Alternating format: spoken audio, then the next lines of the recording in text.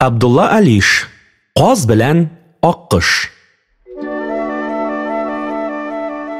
Oшы qırıyı ko'rinmagan bulun o'rtasida zo'r bir ko'l bo'lgan.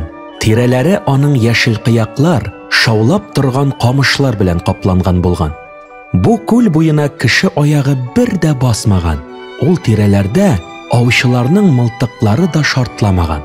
Shul tinish ko'lda oqqush bilan qoz yashaganlar. Balık aşaganlar, su içkenler, yumurqa salganlar, bala çıgarganlar. Jayning matur bir gününde bu iki kurşu özlerinin balaları turunda söyleşkenler. Kiyik qoz aytgan. Oğlum aşını az aşıy, sunig'ini ko'p isha degan. Oqqush aytgan. Menim balam bek yaxshi aşıy, zo'r o'sa degan. Qoz o'zining bepkesin turlicha silab qaragan. Temli balıklar, yeşil baqalar, tatlı qisqishlar tutib ketir ekan. Balası o'zi zo'r bo'lsa da qo'lina qoshiq tutib oshamagan. Anisining oshatuын kutgan. Oshov anga bek zo'r ish bo'lgan. Osharga isharga tutunsa, ul tamam yudab bitgan. Aduga mo'yin oqqush balasi qistatib ta turmay, qoshiqni o'zi tutib, oziqni qat-qat shayni damli etib oshi ekan.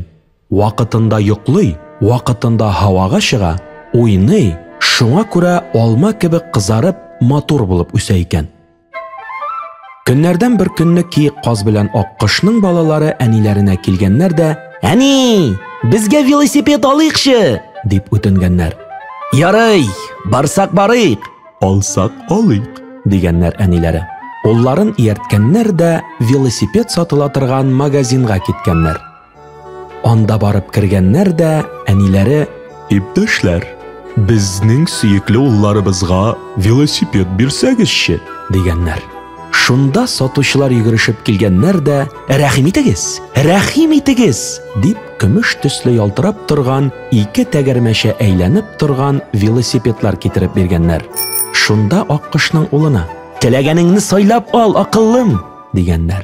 Oqqush bepkasi velosipedga minib otlangan da yugurtgan da ketgan. Ona qarab satuvchilar "Mena yigit ekan bu malay, tomog'ini shap oshi oxiri" deganlar. Oqqush o'z balasining bulduqliligini ko'rib, yilmayib kayflanib qarab turar ekan. Amalay velosipedni yugurta ekan. Kiyik qoz bepkasini da shirat jetgan. Ol oqqush bepkasi bilan bir yoshda bo'lsa da, ona qaraganda bek yobiq ekan. Bo'yga da bek kichkina ekan. Ona da velosipedning kumush tusini berganlar. "Yali, aqllım, sen de yugurib qara" deganlar.